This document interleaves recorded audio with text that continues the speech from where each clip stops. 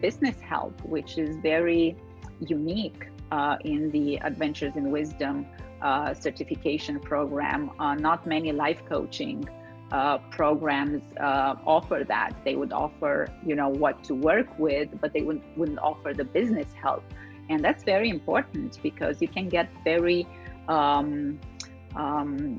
discouraged if you don't have the help to understand the way you would set up your business and the way you would do your marketing and the way you would reach out to people, especially at the beginning, to say that, hey, I'm doing this and I would appreciate your help, spread the word kind of things. Also, you reminded me of the samples packages that are just so useful at the beginning. So to have, now I know after 5 years, I know how to create a customized package and to pick and put everything. But at the beginning, it is so helpful to actually have a self-confidence package or a resilience package right there for you.